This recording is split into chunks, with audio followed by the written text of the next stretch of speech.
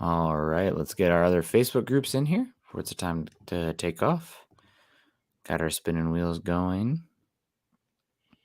And there we go. Welcome in, welcome in. It is Thursday morning, the 8th of June, and it's time for an episode of Broncos for Breakfast. I am Nick Kendell, joined by, as always, Scott Kennedy. Scott, how are you doing? What's new? Have you missed me? What's going on? Of course, I've missed everybody on here. I've gotten to see some of these folks, but haven't been able to chat with them with Nick. And people were asking, "Hey, where's Nick? Where's Nick?" I'm like, "Oh, he's out." Follow him hit that Twitter account. He'll let you know where he is. And some good things. I'm glad you've had a good time. I've enjoyed the pictures you've been sharing and sending. So here, it's summer. It's kid sports. It's kid sports and football. That's what I'm doing. So working and watching them play. Not a bad little summer. Not a bad little summer we're having. No, not at all. Yeah, it's my buddy is still in town for today and tomorrow, but he leaves tomorrow morning, so that's exciting. We had to cancel our Hood River portion of our trip because he got the sick little bug, but only was positive for 4 days, and so we went down to Cannon Beach, hung out, and then we also camped and did a pretty good hike at Mount Rainier yesterday as well. So gave him a pretty good tour of the Pacific Northwest with Olympic, Rainier, and Cannon Beach down there in Oregon. Also went down and toured Tillamook. Do you have Tillamook out there, Scott, or is that much more of a West Coast? Okay, they're a creamery with like crazy good cheese and ice cream, and did a tour down there and had my fill in dairy. They sell what is it, Lactaid at the counter as well. So I didn't have to take that, but it was a good time. Yeah, it's not a good sign. I think we're going to be going for the cheeses here. No, I'm glad you've had fun doing that type of stuff. And Mount Rainier is like, oh yeah, this is home, but it's still world class. Oh, it's unbelievable. So it's still worth the trip for him, even if it's old hat for you. So glad you guys got to do that. Yeah, beautiful time, good time. If you guys are ever out in the Pacific Northwest, hit me up. Would love to meet all you guys. Also, I can craft up an itinerary for pretty much whatever you want to do because I've explored the region pretty thoroughly in my 3-4 years out here now. But let's say hello to some people in the chat. Good to see everybody coming in. Jeremy Sean saying, "Morning, boys, finally back. Seems like it's been forever." Has been forever. It'll be a little bit more erratic and time apart in the summer while Scott and I are busy with things, but that's okay. That's it's the summertime, right? We're all enjoying it. Dave Glassman saying, "Still riding. Buck y'all. Buck all y'all. Buck you too, Dave. Appreciate you." We got our guy Rob coming in saying, "Good morning, gents. Good to have you back. Truly the best MHH team," as Jeremy said, feels like forever. We appreciate that, Rob. I don't know about the best, but it's always we gas us up, man. Gas us up. I'll take whenever it. I feel like feels like forever, the first time in Forever song from Frozen just comes right into my mind. And I think my daughter was 3 when that came out, and I had a producer I was working with. She's like, "Hey, you've got a daughter. Have you seen Frozen?" I said, "You mean today?" So yeah, that one was kind of etched in our brains. You know what? I don't have a daughter, and I definitely know the song you're talking about. So they did a good job. But yeah, Gary Palmer missed you. We missed you too, Gary. We got Chase Wonder saying, "Welcome back, fellas." We didn't miss too much. It's been a week, right? But that's only technically one Broncos for Breakfast missed, so it's good. Wang Chung 21 coming in saying, "Broncos for Breakfast is so good. I need it intravenously." Well, be careful out there. Yeah, God. Yeah, walking around out there with the Broncos for Breakfast in the veins is always a good time. We call that coffee around these parts. That's where this saying. goes right here. Inject that into my veins. Shout out to Lion Coffee and Patrick out there, man. So good. Really, really appreciate it. I'm drinking the caramel one today. He asked me if there's any that were out there that I hadn't tried yet that I want to. I'm like, caramel one looks pretty good. Let's give it a go. And it is damn good. First time having it. US Dave, Warp Speed, Scotty, or we're all dead. We're going to take it slow today. It's a slow ride. We're going to enjoy ourselves. Isaiah Stacks in the house saying, "Good morning, Broncos country." Sunny Day saying, "Welcome back. Welcome back to you." We got Michael Ronquillo coming in with the stars. I don't know if Scott put that star on there or if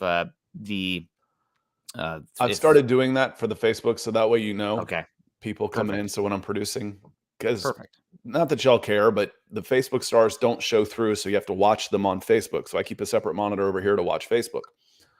But I can star comments and do that. So one of the things I do in the background, but fantastic. I'm doing it in the foreground here today. And Michael is always getting starred because he's always giving stars. And thank you so much, Michael.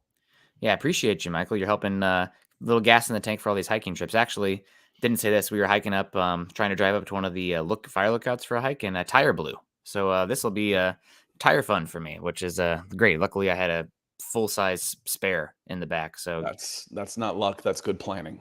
Yes. Yeah. I mean, when you're driving the backcountry roads without service, you want to make sure you have all your crap together. So thank you so much, Michael. That'll new tire fund. Hashtag Nick's new tire fund. Robbie Red coming in saying good morning, everybody. Good to see you, Robbie. Dom Harmio in the house saying good morning, Nick and Scott and Broncos country. Amy Alez in the house. Good morning, Broncos country. JP Capron saying, do you guys think the Broncos are going to rush Javonte back? Honest opinion. Scott, first Broncos question here. Now that we're 5 minutes in, and appreciate you guys letting us stretch our legs here in these kind of shows.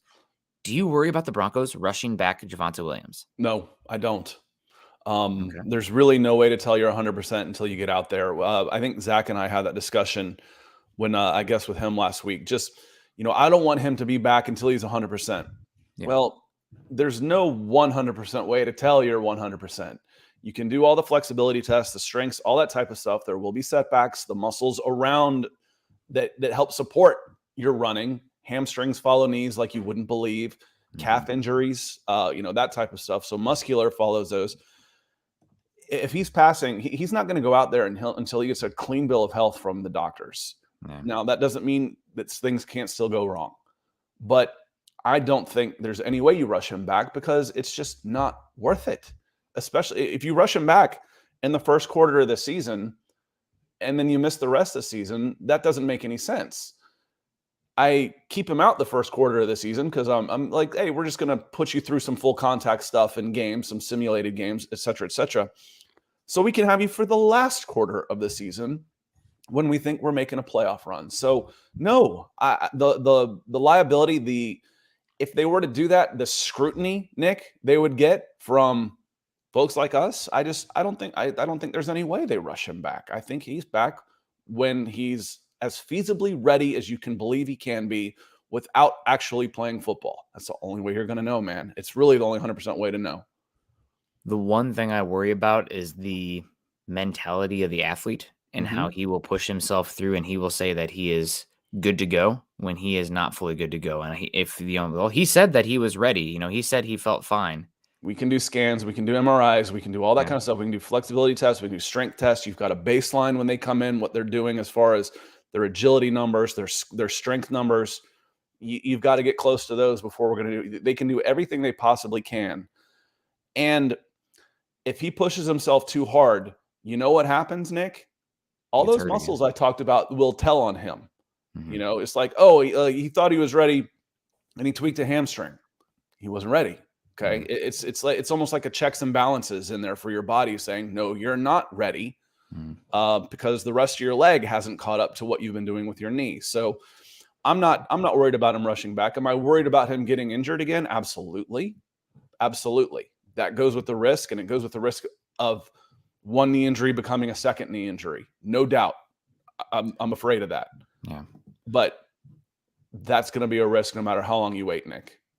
Yeah, I agree with you. I guess I'm also worried about, maybe they're not okay with, or they'd be okay with him being out there at 85%, 90%, not all the way out, because maybe it's something they determine will only get better with time. He can still play through it.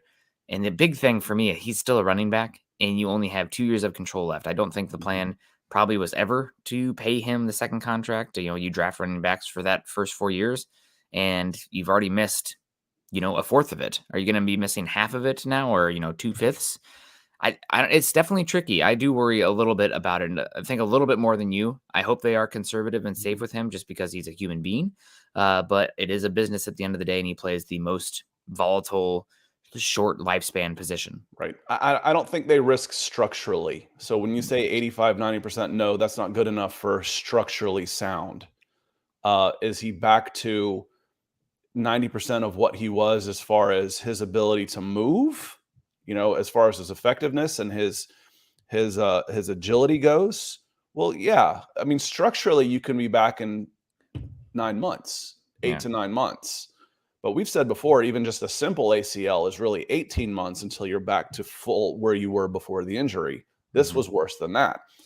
So structurally, can he be sound in 10 months? Yeah, I think it would be as safe to put him out there in 10 months as it would be in 15 months. You just might not quite have the same back as you would 6 months later. Does that make sense? Yeah. Yep, it does. So hopefully he's 100% and feeling good and ready to go. And things are all fine for him because he's a hell of a player when he's on the field.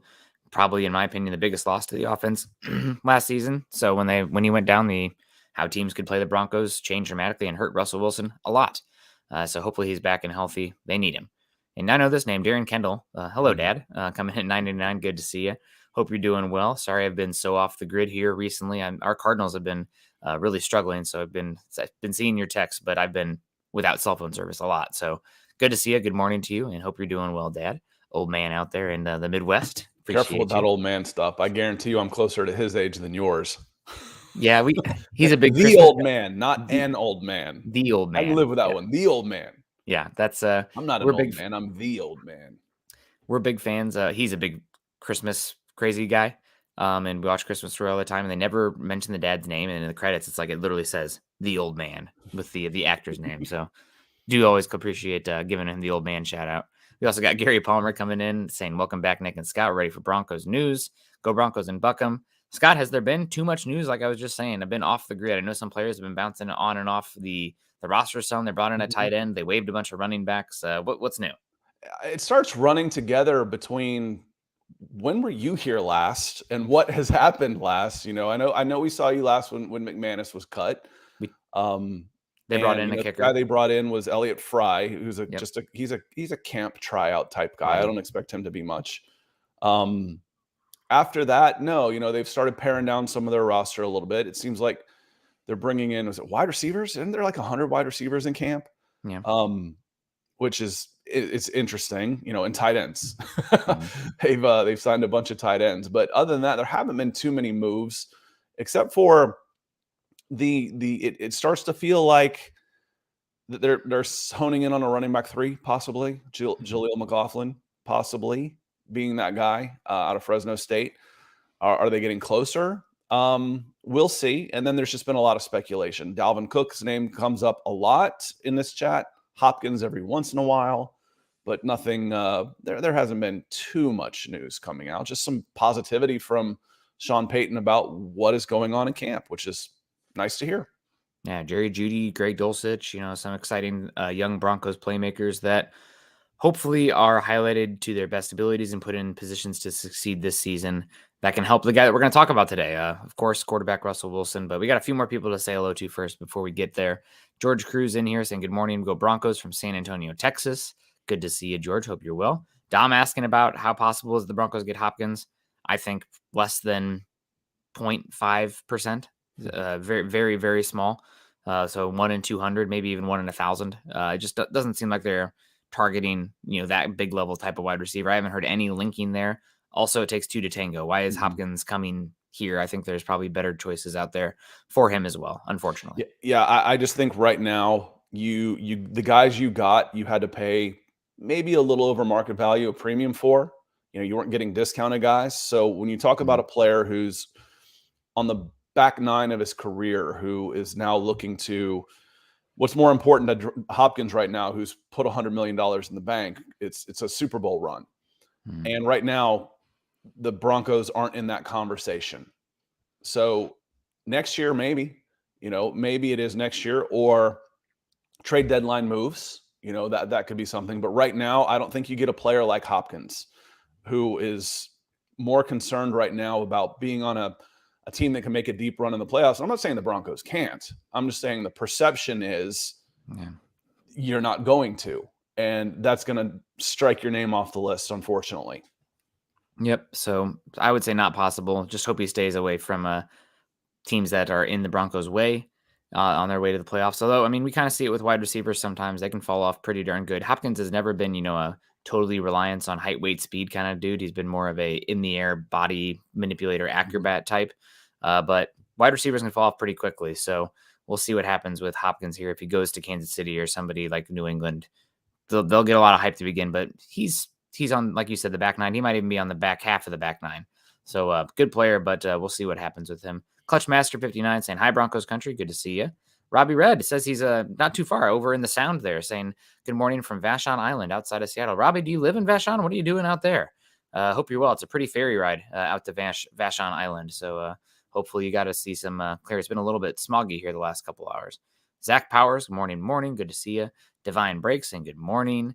We also got Our guy Keith Brugman coming in saying bigger need with our cap space, running back or edge.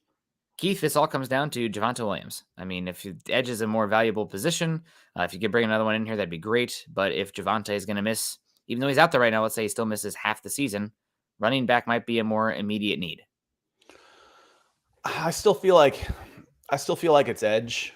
Samaje Perine is probably an upgrade over what you had last year. And help me out here. I'm flushing away stuff. My long-term memories don't happen anymore. Who came in last year late? Latavius Murray. Latavius Murray. Thank you. I've already forgotten about him. I remember what he did, and he was good, and he was yanked off a practice squad, and he ended up playing really well. Samaje Perine, I think, is an upgrade there. And then, the bodies that you put in behind him should be okay. And then moving along, what you get from Javonte Williams could be bonus. I don't think running back is a huge need for this team, flat out. I think productive edge is. Now, the good news is the Broncos might be able to fill that internally. I can fill that internally with Baron Browning and Randy Gregory. But that's thin ice. That's a thin ice position. It's deep in numbers and players, but I need a guaranteed 10-sack guy on that edge right now that you've had. How long have you had a guaranteed 10-sack-ish guy? It seems like forever since you drafted Vaughn. I mean, even before Vaughn, they had Elvis Dumervil, who was getting sacks left and right. So it might have been since like 2008. Yeah, there's a good topic, Nick. What's the over/under on the sack leader this year? God. 7? It's Randy Gregory. Exactly. What's going to happen? Yeah, exactly. I mean, it's such a wild card. We said that before last year. The volatility of the position, as far as the depth and the production that you could get out of it, it could be 6, it could be 16. For the over/under on that, it's just going to be a wide variance. And right now, I'd bet on the under because I'm a cynic. I'm a skeptic. And what's Randy Gregory's? What's the career high for anybody with sacks? Might be Zach Allen on this team. Randy Gregory doesn't have a big sack year in his career. He's just got flash plays that are unbelievable. Yep. Edge, Keith. For me, it's edge. And edge is number one. If we were doing like a 2024 draft power rankings for the Broncos, edge would be number one for me right now, with the caveat that quarterback is just who the hell knows. But edge is they could use an alpha edge, and that probably takes a premium draft pick to get that done. But we'll see where the Broncos are picking, what the draft looks like. That's a ways off yet. But yeah, the way the team building works, edge is a massive long-term question. They just have so many options this year. They can probably get by the season without a plus player in that spot, or like that being a just competent. But long-term, you're looking for a difference maker there. And that's a spot where they could certainly use one because it's one of the most valuable positions. Jamal Killings, good morning, Broncos country. Good to see you, Jamal. Facebook user, I'm not sure this is, says, morning, guys. Been a while, been working a ton. Well, that's okay, Facebook user. Show your face. Hanging out. Who are you? Hope you're having a good one. Tiffany Silver coming in saying, welcome back. Scott, handsome as always with the XX. Scott's going to blush here pretty soon. You make me blush. You make me blush. Thank you. Summer is much better to me than winter. I look like a dead man in the winter. It's those Irish genes, I'm sure. Ernie Mays, go Broncos country only. Everyone else get out of here. No, we appreciate that. With Lawrence Rivera coming in with the stars and what's up, guys? That's for being absent for a few days. We weren't absent. We were on vacation. Those are stars. So yes. Thank you. He dropping some good size stars too, Lawrence. Appreciate you doing that. So he's just saying he missed us. So, and we were absent. We've been gone. We missed one show. We missed. I'm not even sure. We missed Tuesday's show. Mondays aren't on. And then, you weren't there on Wednesday. Had lots of y'all come in on my show yesterday, which was nice. And we're going to go over some of the similar topics, except with a Denver flair when we talk about some of the PFF positional rankings. We might have to change the title of the show because we have breaking news right now that Dalvin Cook has been released from the Minnesota Vikings. And that's, Dalvin Cook. Okay, that makes sense. Why is that the news for the Broncos here? Adam Schefter tweeted 2 minutes ago that the Miami Dolphins and the Denver Broncos are the two main teams that have that are expected to have interest in the running back once he's officially been released. There will be other two suitors, but those two teams have been monitoring Cooks for weeks. So we've been talking a little bit about running back just now. And now we have Adam Schefter, who's the bigwig of all NFL news and reports, saying that the Broncos and the Miami Dolphins are the two main teams that you should keep an eye on for this. And Scott's pulling it up because this is a visual medium as much as it is audio. But there it is. Adam Schefter, Dolphins and Broncos, two teams to watch out for Dalvin Cook. So very interesting. That is very interesting. Now, I think Dalvin Cook had said beforehand that Miami was probably his number one choice. But again, like you said, it takes two to tango. And oh man, I can't picture anyone short of possibly Arthur Smith that I would rather play running back for. And I'd probably rather play running back for Sean Payton because he's going to get me the ball in so many different ways. Yeah. I don't have to carry the ball and go through the big eaters 300 times a year to get 300 touches. Alvin Kamara, and I've said this a bunch, Alvin Kamara had 4 straight seasons of 80 plus catches. I think it was like between 81 and 83. It was like clockwork. Mm-hmm. That is so tantalizing and tempting for a running back, especially one that's not a big power back with his skill set, that it's such a good fit. And we would definitely have the answer to the question we just spent 5 minutes on. Would you rush him back if you had Dalvin Cook? Hell no, you wouldn't rush him back. Samaje Perine might be a little pissed off, though. I'll tell you that. Yeah, this is going to be a run-oriented team this season, and we've seen it in the past that Sean Payton has been able to utilize a lot of running backs in different skill sets, different niches. So I think that maybe Perine would be upset, but that's always the business, right? You're looking to always bring in more talent. If you're upset about it, guess what? Go out there and beat out Dalvin Cook. Maybe you can at this point. I mean, you got a lot of tread still on your tires comparatively. I think that Miami still makes a lot of sense for him in the long run. You talked about Sean Payton being excellent at running an offense and a scheme and, getting these guys in position to succeed, but it's a small sample size, but as a head coach, but Mike McDaniel has done that as well in Miami. And he was also the run game coordinator under Kyle Shanahan for a number of years. So he can coordinate and understand a run game as well. I don't think Arthur Smith, Kyle Shanahan, I don't know who does better run game scheme slash operations than those two guys. The other thing about Miami is that they have probably the 2 fastest wide receivers in the NFL, and that is going to result in some light boxes for somebody like Dalvin Cook, who is from Florida. I'm sure you know this better than I do, Scott, but played at Florida State. I believe he might even be from Miami. So maybe that's not a good thing long term. I know there's some concerns about Dalvin Cook's company coming out of college. It caused him to slide a little bit. But yeah, it'll be interesting to see what happens. And Jeremy Sean coming in with the let Dalvin cook. I'm not against it by any means. It depends on what the contract is. But yeah, the Broncos it'd be interesting if they did bring in Dalvin Cook.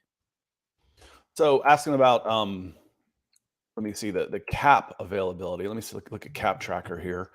The Denver Broncos, well, I got to scroll for a while to find. They're 21st. They have 10 million available. That's plenty. You could get him for a cap hit of probably under 5, honestly. And the Dolphins are 13. So salary cap isn't an issue here. It's what JR/Junior Capron asks about cap money. Cap money won't be an issue here. This will be about fit and the desires for both parties. I would think Denver's interested. I would think for the same reason we were just talking about Hopkins. Dalvin Cook's from down there as well, if I'm not mistaken. He's from Florida. I think he played at Florida State. Not 100% sure on that one. He's getting old enough. I remember him in high school. It might be a familiarity and a better team and a higher Q rating right now with the Miami Dolphins, but money shouldn't be an issue. I think if I want to maximize my production, and I think the Denver Broncos would probably be a better fit for the offense that they're running. That would be a better fit. But I want to make a Super Bowl run, and I want to be closer to home, closer to family and familiarity. I think Miami would be the leader right now. But it shouldn't come down to available funds. It might come down to who gives a better offer, but it won't come down to available money because they're about similar. And Miami has I'm pulling up the depth chart right now, but I think they have a pretty darn terrible running back room. Last I can recall, it might have been like Jeff Wilson as the number 1 running back. Yeah, Raheem Mostert's there. Jeff Wilson. They did draft Devon A-Chain, but he's a little bit more of a Yeah, he's closer to Tyreek Hill than he is Dalvin Cook. a little bit more of a gadgety kind of guy. So they have a lot of space and room for a He Cook as well. walks into that as a number one. I mean, Yeah. he's number one as soon as he puts pen to paper. It's Yep. going to be tough. Yep. It is going to be tough. Jeremy's, they did release 2 last week. It may be coincidental. They may know something. They may not. You're talking with agents the whole time. They've been in contact with them. They've probably already agreed to terms. This is what we'll pay you. There's been informal offers. All that's already happened. I'm positive. Mm-hmm. And as Jeremy reminds us, Miami doesn't need Dalvin Cook because they just got messy. So yes, that is true. Yep. So we will see what happens with Dalvin Cook coming in here. We also have Ethan coming in, DWI guys, $25, saying Minnesota also wants to trade edge rusher Danielle Hunter, $5.4 million for a season. I'd rather have him than Cook, but depends on what the Vikings want. There's an injury concern with Danielle Hunter. He was really talented, really young. He was like on a crazy pace for sacks, and he had I cannot recall what it is at the top of my head, but a pretty significant injury that may be leading to chronic issues for him. So he'd have to pass some sort of obviously medical, and the Broncos have to be comfortable with that. But I love Danielle Hunter coming out of the draft at LSU. He's one of the ones that makes me lean into tools over stats because of his success coming out of LSU, despite not having any stats really at LSU. And I'd be interested as well. 10.5 sacks last season. He's been really good for them for a bit. It seems like Minnesota might be clearing house a bit too. What's going on? He played almost 900 snaps last year. He'll be 29 this season. That's prime, dude. Oh Yep. man, if you could pull that off for 5.4 million for the season, wow, that's low. Oh, we just had this discussion. Who would you rather have? This guy? I'd rather have this guy. Mm-hmm. I'd rather bring in Hunter than Cook. Just had that discussion, and now it's not even. We go through, I want to call hypological. What's the word I'm looking for? Hypothetical. Thank you. Hypothetical situations all the time. This one actually is not that far away from becoming a reality. Yeah. Who would you rather have? Now, the problem is you're not the only one bidding on these guys. Yeah. But yeah, I'd rather have for the Denver Broncos, I'd rather have Hunter than I would Cook without a doubt. So I agree. I'd be curious what the compensation takes as well. And you can say the same thing about Cook for Hunter. George Payton was part of that front office that, scouted and found and drafted Danielle Hunter. So he'd be great. Again, there has been some concern about long-term injuries for him, even though he was healthy last season. And there had been some issues with contract as well that I recall. Like he was playing on a really cheap deal, and then he was pretty ticked off about it after he was killing it. Still, he should have, like, when the contract came out, what was it, 3-4 years ago, people were like, oh my God, why did he sign that? He's much more talented than the contract that he got. So maybe this would be in tandem with another deal as well. Maybe that's the reason that he wants out. I'm not sure the details here, but he's a damn good player. I'm looking at it on Spot Rack right now, and he signed a 5-year, $72 million with $40 million guaranteed. So he got a good bit of guaranteed money, but kind of a lesser pay. Mm-hmm. Which that's a trade-off. If you're a baseball guy, have you seen what the Atlanta Braves have done the last 3 or 4 years? Before their guys even hit arbitration, they're signing them to like 10-year, $120 million deals. Now that's risky for the team, but what a discount they're getting if those guys. I mean, Ronald Acuna is locked up for another 7 years. He'd be a $35 million guy, but he got $100 million. So yeah, he may have been a little low. But looking at his numbers right now, 2023, he's got a base salary of 4.9 with a $500,000 roster bonus. There's the 5.4 million that they're talking about. He's got 2 option years, void years coming up, so they would eat a pretty good dead cap if they spread it across 2. But he's got an 18.9 million dead cap number. And you spread that across 2 years. I'd rather just take it all at once, Nick. You know that we've been through this before. Yeah. That would drop. You get somebody to pick up his full, his full compensation. That would drop down to 13.3. But yeah, if he's on the market, dude, I'd go after it. I absolutely would. And again, the George Payton connection to both those guys. So it'll be interesting to see what happens. I'm not sure I don't know if I would give up a top 100 pick for Danielle Hunter at this point. Maybe a third, but you're already Not draft for picks are 1 only year.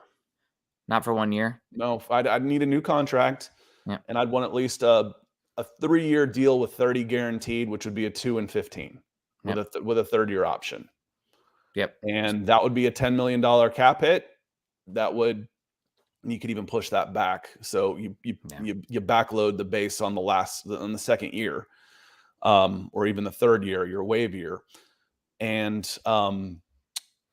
that would take up basically the rest of your salary cap. But you're at 90 now. So now it's just massaging who you've got and who you don't. The cap won't be a problem. If that's where you want it, if you want to go after Cook, if you want to go after Hunter, the salary cap is not in your way. Yep. Who are you massaging now? No, I was kidding. That's no, but yeah, that's we're massaging the cap right now. But it'd be good to get either of these guys. We'll see what happens. I probably wouldn't give up more than a 4. Broncos are already dealing with not having a second round pick next season. But after that, they should get all their picks back. Maybe it's even you start to dip into the 2025 draft capital. But will be interesting to see all what happens here with these former Minnesota Vikings that are available, becoming available, and their linkage to the Denver Broncos and a team that's been one of the most aggressive in the free agency market this season out of any out there. Those relationships matter. You've seen it. The Peyton has been able to bring in Saints. Who? This is a loaded question because I'm leading you to this because you already, based on what I just said, you already know the answer. But who was your favorite, or at least who do you think was the best free agent signing for the Broncos? The best free agent signing for the Broncos this year? Based on the money, I mean, I love Cam Fleming for the value they got on him, but I probably would that was a relationship thing too. He was a Bronco already. I probably would go Zach Allen as my favorite. I would go Zach Allen. And what was one of the factors that you were able to get him for? Knows Vance Joseph. Okay, Vance Joseph. I would go Zach Allen in a heartbeat. For the player, the age, and the money, Zach Allen was my favorite free agent signing.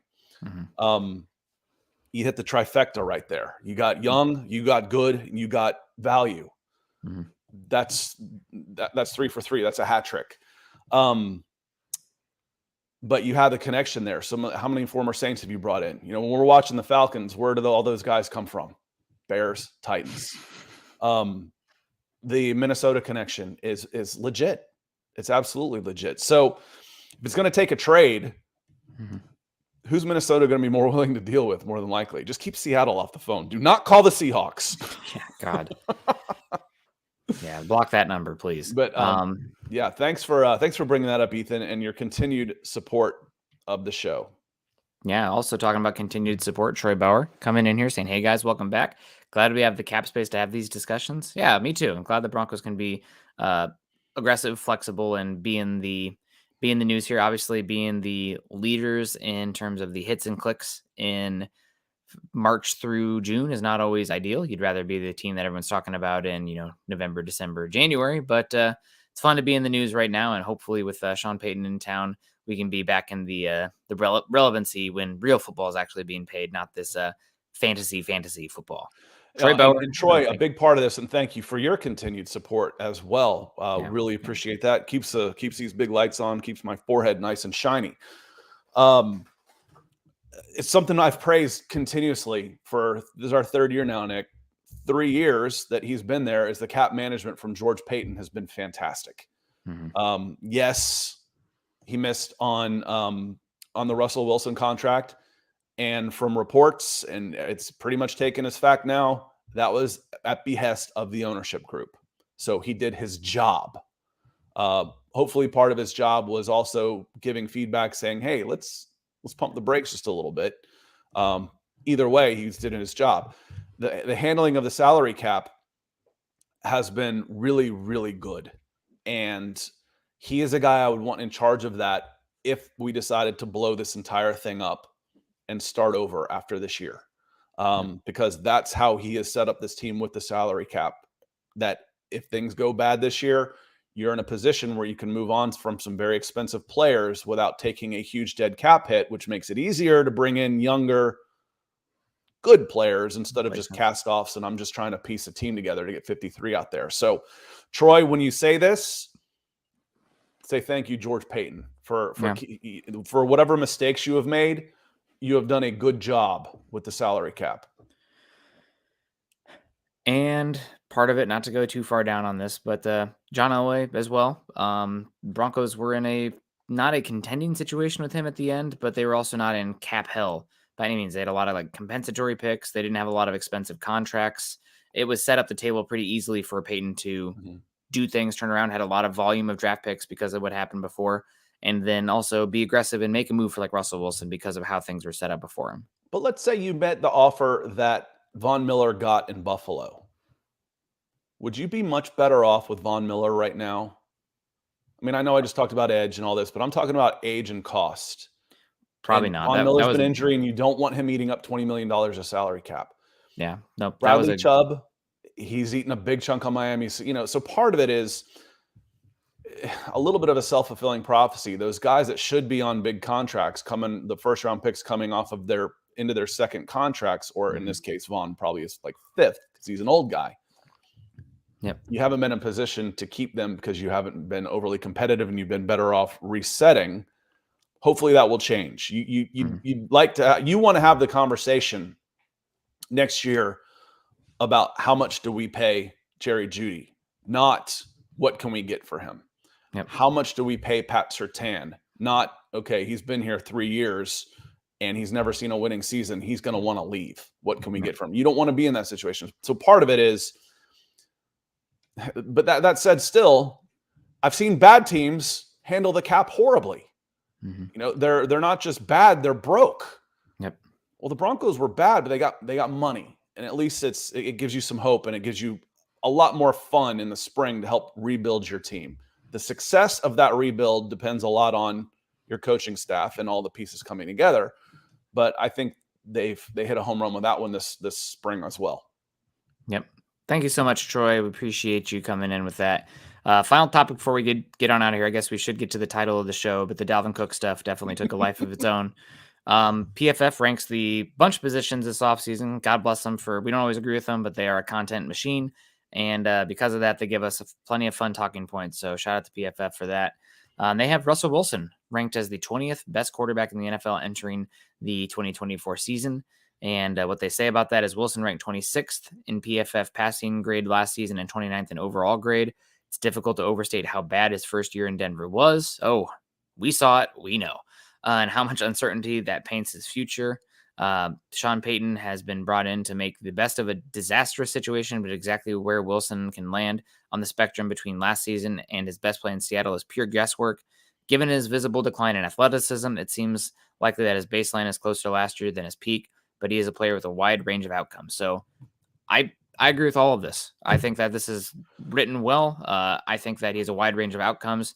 His athleticism looked obviously declined last season, even when he was healthy week one. So I think somewhere between the 12th and 24th quarterback is where he'll end up this year. And that's the wide range of outcomes. I can't really disagree with it. Yeah, that's 20. So, I think of I always tell you all this all the time. I always think of put his QBR on a line graph for each year. Let's say he came in the league, 12 years in the league or so. Let's say he came in the league in 2013, 2014, 15, 16, et cetera, et cetera. And if you put it on a line graph, it's going to be pretty steady with some peaks and valleys up here at the top. And then there's going to be a big bottom out. That was the 2022 season. What he's saying is where his baseline is should be closer to the bottom than any of these dot marks up here and at the very top. I'm not sure I agree with that, Nick.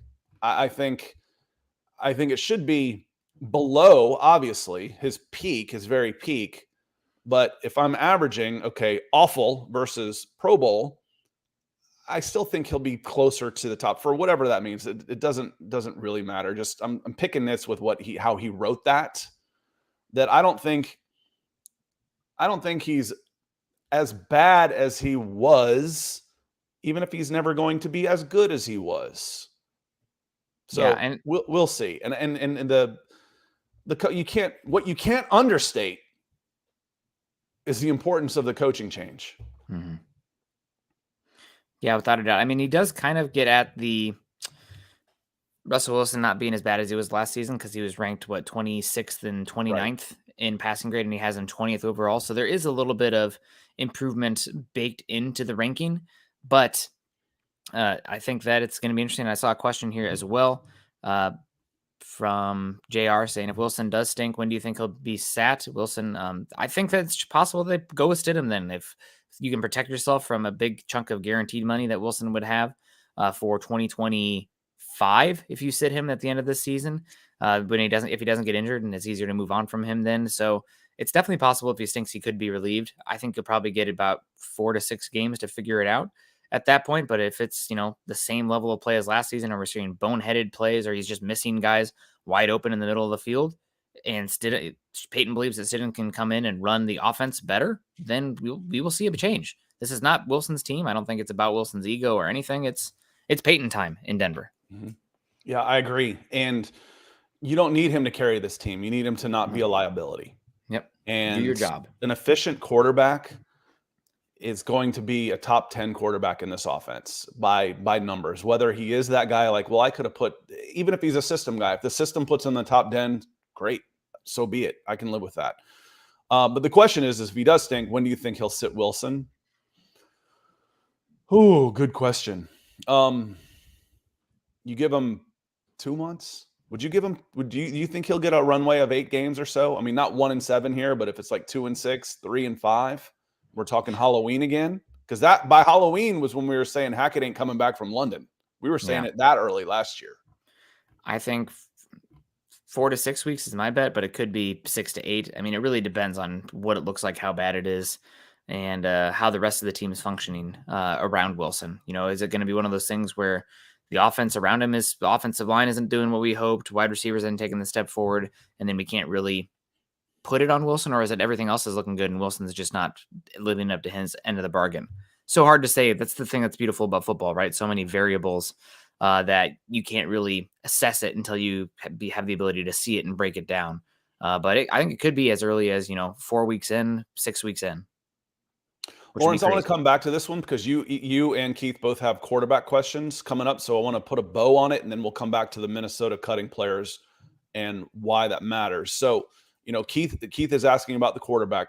What metrics are you needing to see from Wilson in order to keep him on the roster beyond next year? I mean, the passing numbers, the wins are the big one. That's going to be if you're 11-6 and you're in the playoffs, Wilson's going to be safe. I mean, that's just the way it is. You're not going to cut him because you're not going to be 11-6 if he plays like he did last year. So if he's 11-6, it means he's played well enough to get you to 11 wins, which probably means, what metrics are you looking at? At least 2-1, probably 2.5 to 3-1 touchdown interception ratio. If you say 200 yards a game, that's 3,500 yards, 20 to 25 touchdowns, 10 interceptions, and you have a chance double-digit wins. That's going to be the big one, is the wins, because the rest will come with it, Keith. The other numbers will come with it. The wins will be a byproduct of the good play. If he's not playing well, the wins aren't going to come, and he's going to be vulnerable. Yep. It's going to be interesting to follow. Gonna have to see with their eyes. I mean, obviously, QBR is one of the metrics, CPOE, EPA per play, any of those advanced stats, but you have to match it with the eye test as well. Sample size. And we saw it Teddy Bridgewater season where his EPA and whatnot was like super high because he was a small sample size and he was playing some bad teams and he was executing efficiently with what was in front of him. But you could see that it was only a short-term level of quarterback play out there. Even though he was playing efficiently, it was not, high level quarterback play. So you have to be able to match everything and put it together into your own analysis, which leaves room for bias and error. I understand that, but as Scott likes to say, everybody has bias and error. So you got to try to weed out the people who have the most detrimental versions. Lawrence Rivera says, I think Sean is going to try making the backup quarterback a starter again, like Rivers. I think he's just looking for somebody who can come in and run his offense to the best of their abilities, and so be it if it's Jarrett Stidham or Russell Wilson.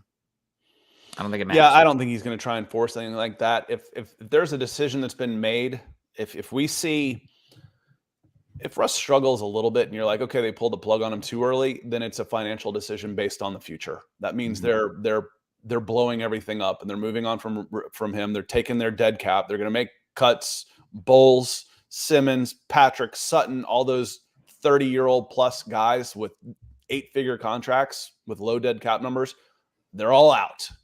So I don't think he's going to try and make him, but if he earns it, he earns it. And right now, Russell Wilson would have to earn his way out of it.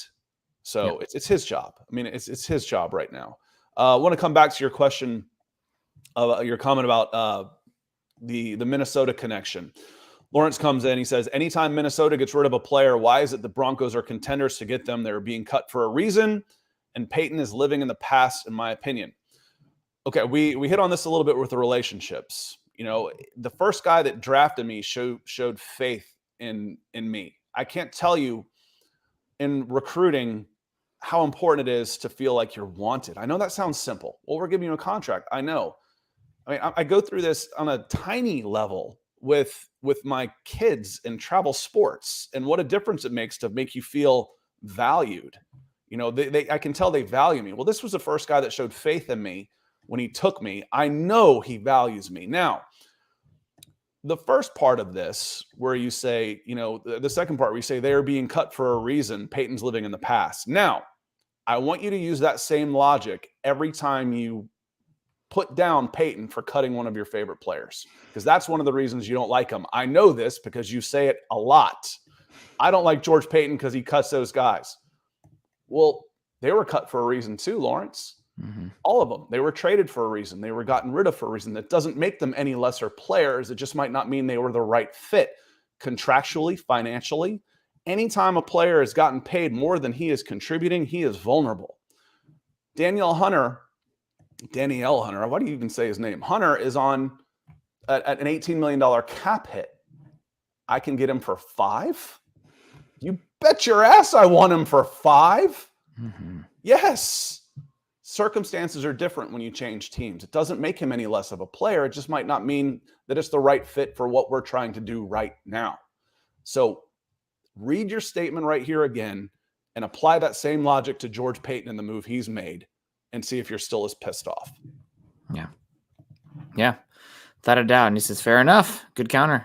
So good job, Scott. I think that's probably gonna have to do to wrap it on up here. But we have Jasmine first saying, hey guys, sorry I'm late. Is Wilson not playing well in OTAs? Why would you want to go with the backup quarterback? I haven't heard anything about Wilson playing well or not, but just more hypotheticals here, because we're talking about Wilson being the 20th ranked quarterback according to PFF this season.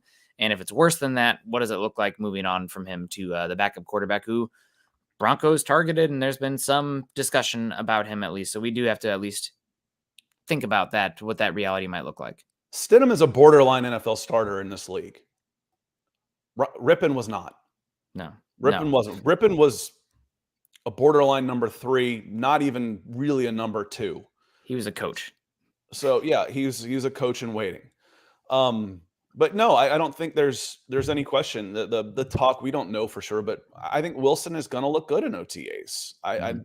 He'll pick it up. He'll study it. He'll listen. I think he has been 100% humbled. I seriously doubt you're going to see any friction. He hit bottom. It's one of the things we talked about earlier this year about the buy-in from this team. Not only is it because it's Sean Payton, it's also because they hit rock freaking bottom. Yeah. We hit bottom with this team. Please show us the way. You were amazing. You're one of the best coaches of this generation. We're ready. Show us. And Russell Wilson will buy in, I promise you, because there's no way he was happy last year. Money aside, these guys are professional. They have pride. And he had to have been miserable last year. Had to be. Just think how he made you feel. But Jasmine coming in, she said she was late, making up for it. I hope you are out enjoying this gorgeous morning in the Southeast. She's an Atlean or whatever we say. She's from the ATL like I am. So welcome in and thank you for the support, Jasmine. It's always a big help to the show. Yeah, we do appreciate Jasmine. We appreciate everybody coming in today. Pretty lively show. 1999 Super coming in from Jasmine here. We do appreciate that. Troy coming in. Ethan coming in big time as well. We got our Tiffany, Gary Palmer, my dad. Shout out Darren Kendall, Lawrence Rivera, and of course Michael Ronquillo. Hopefully I didn't miss anybody there. Keith Coming in, came in with some stars too, so thank you, Keith Keith. Always Brugman. good questions as Yep. well. Appreciate your contributions.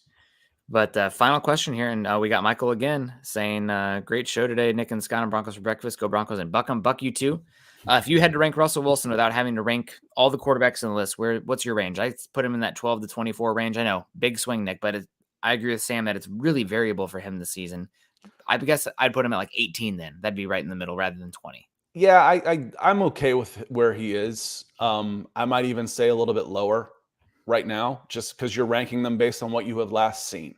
Mm-hmm. So I mean, I've got some nits to pick with some of these rankings. I go and look at the guard rankings, and I see Quentin Nelson at number 2. Mm-hmm. Quentin Nelson has been average the last 2 years. Yep. So where was Russell Wilson last year? And that he had a bad year, how come you didn't give him the same benefit of the doubt that you've given some of these other guys who had a single off year? That might be my question, is some of the double standards that I've seen in some of these lists, but it's tough. But for me, I would say I would rank on the more of the past season. I mean, a 17-game season is a pretty good sample size. And I would probably put Russell Wilson in the lower 20s, 20 to 25, somewhere in there.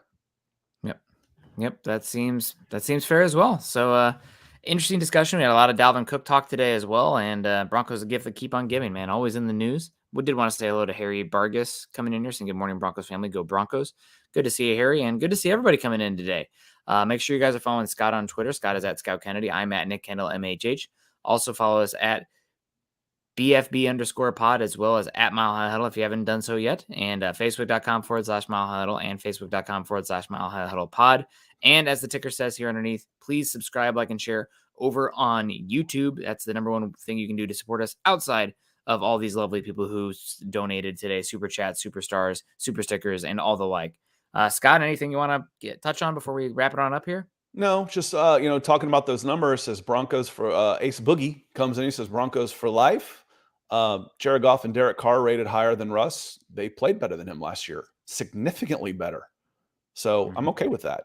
The ones I start questioning, is you start looking around as you're doing this. Would I put Ryan Tannehill above Russell Wilson right now? Probably. Justin Fields. Who would you rather have going into this season? This season, you have to win the most games or you're fired. Would you rather have Russell Wilson leading Sean Payton's offense, or would you rather have Justin Fields leading that offense? I guess Fields for the perceived upside, but that is a again. So it's not as unreasonable as you might think to say Justin Fields is ahead of Russell Wilson either, is it? Yeah, I mean, he's just for where his career, he should be upward trending. Wilson is more on the downward trending. Daniel Jones. Okay. He got a $40 million a year contract. He played pretty well. Jared Goff played well. Geno Smith went to the Pro Bowl. Derek Carr. What's his record against the Denver Broncos? We know what Derek Carr can do. Now, Deshaun Watson at 13. That's too high. Yeah. That's too high for Deshaun Watson based on the same criteria. And like I said, there's some double standards in here where Deshaun hasn't been anything for 2 seasons now? He sat out a year, was suspended for a half a season. And when he came back, was mediocre at best. There's an argument he could have been outplayed by Jacoby Brissett, and he's up in the teens. That's a double standard for me. Yep, I agree with you 100% on that. So, guys, we appreciate that. And also, I saw that what do you think about Messi going to Miami? And also, hello to Patrick. Good to see you. Gave you a shout out earlier in the show. Messi to Miami. Good for him. Makes me pissed off. I got rid of my Atlanta United tickets for the first time after being a member since 2017, their first season, because my friend sent me a screenshot of how much the Inter Miami Atlanta United tickets are going, and they're like $1,100 a piece. Oh my God. Pay for themselves. It's good for the league. It got the reputation of being a retirement league, which they have moved away from. But I'm sure he's getting some ownership stake, and Lionel Messi is still playing at a very high level. He'll still be the best player in the league. So it's not just a retirement league. He's still really, really good. And good for Miami. Good for them. It'll be fun to watch. Well, pretty darn awesome. Guys, gonna have to wrap it on up today. We will see you all again next week. But until then, make sure you continue to choose kindness and compassion. Have a great rest of your June 8th, good Thursday, and we will see you again next week. Go Broncos. Buck 'em.